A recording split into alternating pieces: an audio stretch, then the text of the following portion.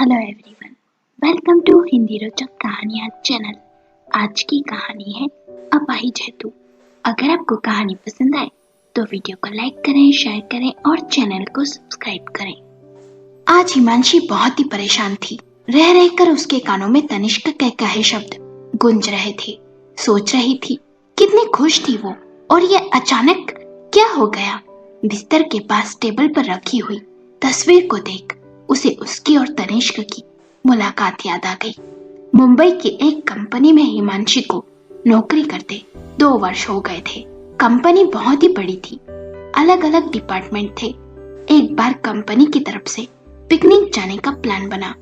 हिमांशी का सहकर्मी अपने साथ दूसरे डिपार्टमेंट में काम करने वाले दोस्त तनिष्क को भी लाया था।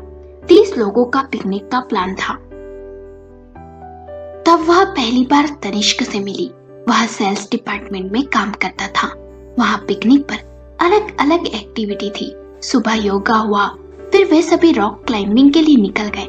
क्लाइंबिंग के दौरान उनके चारों ओर रस्सी बंधी हुई थी और साथ ही दस्ताने और हेलमेट भी पहनाए गए थे उन्हें। एक बड़ी सी चट्टान पर ऊपर से नीचे उतरते हुए हिमांशी अपना संतुलन खो बैठी और लटक गई। उसके मुंह से चीख निकल गई। उसके पास से गुजरते हुए तनिष्क ने उसे सहारा दिया और तब तक थामे रखा जब तक कि रस्सी ढीली कर हिमांशी को नीचे नहीं उतार लिया गया। नीचे पहुंचकर हिमांशी की जान में जान आई। नीचे उतरते ही हिमांशी ने तनिष्क से कहा, आपका बहुत बहुत धन्यवाद। तनिष्क मुस्कुराते हुए बोला, अपना वजन कुछ कम कर लोगी तो अच्छा रहेगा। हिमांशी ने नाराजगी से कहा, क्या मतलब है आपका, मैं क्या मोटी हूँ? तब तनिष्क ने जवाब में कहा, अरे नहीं नहीं, बिल्कुल करीना कपूर की तरह हो आप, 0 साइज। तनिष्क की बात सुन उसके सहकर्मी हंस पड़े और हिमांशी झेप गई। सभी साथ बैठ नाश्ता कर रहे थे। हिमांशी की फ्रेंड रिचा ने कहा, क्या पता यार, इस बार भी प्रमोशन मिलेगा या नहीं। हिमांशी ने कहा, हाँ यार। ये सुन तनिष्क बोल पड़ा, मैडम प्रमोशन के लिए पहले काम करना पड़ता है। ये सुन हिमांशी चिढ़कर बोली, अच्छा, मुझे तो यह बात अब तक पता ही नहीं थी।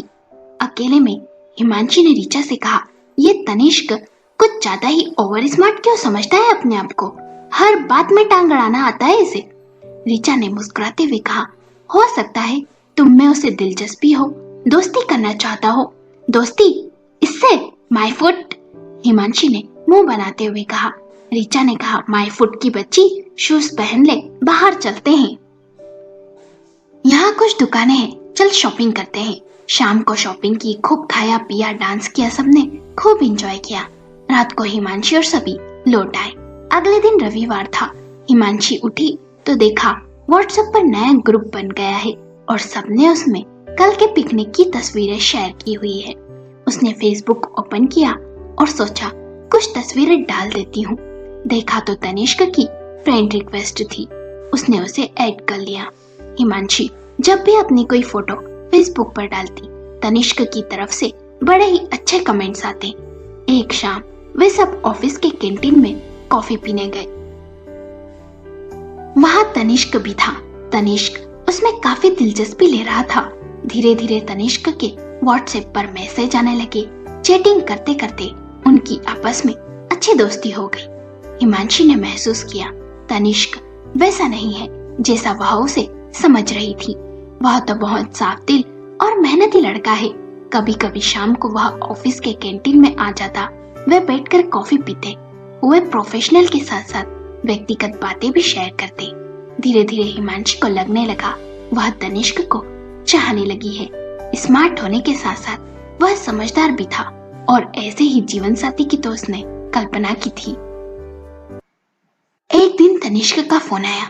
उसने बताया कल उसकी मामा की बेटी का बर्थडे है, क्या तुम उसके लिए एक अच्छी सी ड्रेस खरीदने में मेरी मदद करोगी। हिमांशी ने कहा, ठीक है। शाम को तनिष्क को शॉपिंग करवा कर वह लौटी तो पापा मम्मी को परेशान देखा। पापा ने कहा, आज ऑफिस से आने में बहुत देर कर दी। हिमांशी ने बताया, पापा मेरे एक फ्रेंड को अपनी बहन के लिए ड्रेस खरीदनी थी, इसलिए उसके साथ मॉल गई थी। देखो हिमांशी, हमने कभी तुम पर कोई पाबंदी नहीं लगाई, लेकिन अब तुम बड़ी हो गई हो और आजकल जमाना बहुत ही खराब है बेटी। यूं इस तरह किसी के साथ जाना ठीक नहीं है। पापा की आवाज में चिंता थी। पापा, तनिष्क बहुत अच्छा और शरीफ लड़का है। पिछले कई महीनों से मैं उसे जानती हूँ और वो मेरी कंपनी में ही काम करता है। मुझे वो पसंद भी है। मम्मी ने कहा, ठीक है, उसे घर बुला लो, हम भी उससे मिलना चाहेंगे। हिमांशी ने तनिष्क को बताया। अगले दिन तनिष्क अपनी मम्मी को लेकर हिमांशी के घर पहुंच गया। हिमांशी हैरान थी, आखिर अपनी मम्मी को लेकर तनिष्क क्यों आया? उसने तो उसे अकेले बुलाया था। चाय पीते हुए तनिष्क की मम्मी ने कहा, भाई साहब, तनिष्क अक्सर मुझसे हिमांशी की तारीफ करता है। आज हिमांशी से मिलकर मुझे लगा कि वो वास्तव में बहुत ही अच्छी है। अगर आप दोनों की सहमति हो तो दोनों को एक रिश्ते में बांध देते हैं, क्योंकि दोनों एक दूसरे को पसंद भी करते हैं। मम्मी पापा ने हिमांशी से पूछा तो उसने सर झुकाकर सहमति दे दी।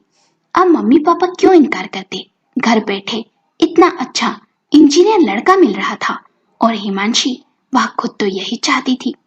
अगले दिन उसने तनिष्क से कहा, तुमने मुझे कभी प्रपोज तक नहीं किया, बस सीधे रिश्ता लेकर मेरे घर चले आए। तनिष्क ने हंसते हुए कहा, मैंने तुम्हारे मन की बात तुम्हारी आंखों में पढ़ ली थी, फिर प्रपोज करने की क्या जरूरत थी? शादी तय हो जाने पर दोनों बहुत ही खुश थे। तनिष्क को कंपनी की तरफ से सिडनी जाने का मौका मिला। जाने के कुछ दिन पहले तनिष्क ने हिमांशी से कहा, विदेश जाने से पहले मैं चाहता हूँ हम दोनों अपनी शादी की शॉपिंग कर ले, जिससे आकर तय तारीख पर शादी करना ही रहे बस। यह सुनकर हिमांशी बहुत खुश हो गई। पता नहीं कैसे तनिष्क उसके मन की हर बात जान लेता था। वह अब ऑफिस के बाद तनिष्क के साथ शॉपिंग के लिए जाने लगी थी। एक दिन सुबह हिमांशी की ऑफिस की बस छूट गई। उसने अपनी एक्टिवा से जाने का सोचा और ऑफिस के लिए निकल पड़ी। अभी वह कुछ दूर गई ही थी कि तभी पीछे से आ रही कार ने उसे टक्कर मार दी। हिमांशी उछलकर सड़क पर जा गिरी और बेहोश हो गई। 2 दिन तक वह आईसीयू में रही। उसके सिर में गंभीर चोटें आई थी, साथ ही हिप में फ्रैक्चर हो गया था। 10 दिन बहुत पीड़ादायक गुजरे थे।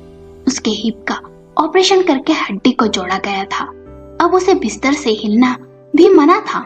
हिमांशी का मन इस स्थिति को स्वीकार नहीं कर पा रहा था।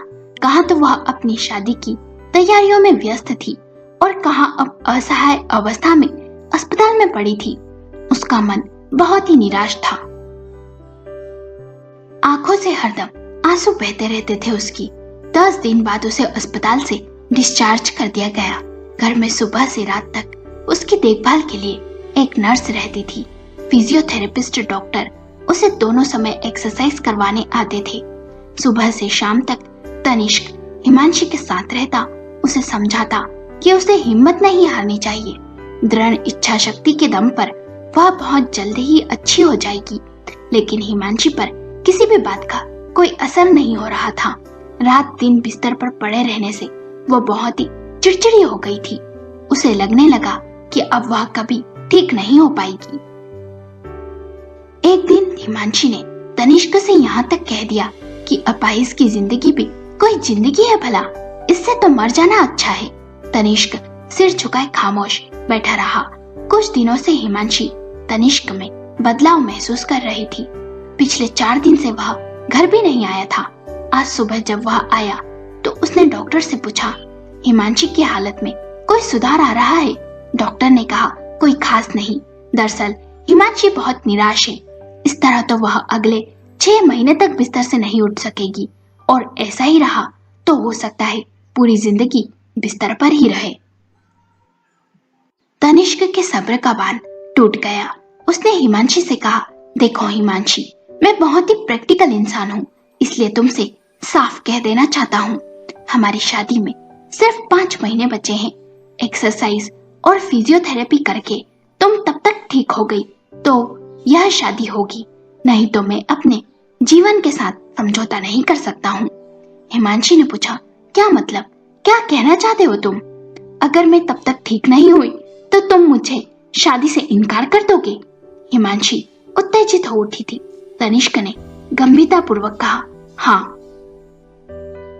हिमांशी आहत होकर बोली, तनिष्क, शादी के बाद यह एक्सीडेंट हुआ होता तब तुम क्या करते? क्या तब भी तुम मुझे छोड़ देते? जवाब में तनिष्क ने कहा, जो बात हुई नहीं उसके बारे में मैं क्या कह सकता हूँ। गुस्से और दुख से हिमांशी की आंखों में आंसू आ गए। वह बोली, तुम्हारे इस एटीट्यूड को देखकर मुझे विचार आ रहा है, मेरी जगह तुम्हारा एक्सीडेंट हुआ होता और यही बात मैंने कही होती तो तुम्हारे दिल पर क्या गुजरती तनिष्क? तनिष्क बोर हो गया और बोला, प्लीज यार, भावुकता से नहीं व्यवहारिकता से काम लो और फालतू बातें सोचने से अच्छा है अपने इलाज पर ध्यान दो, समझी? मैं एक अपाहिज से शादी नहीं कर सकता जो मुझ पर बोझ हो।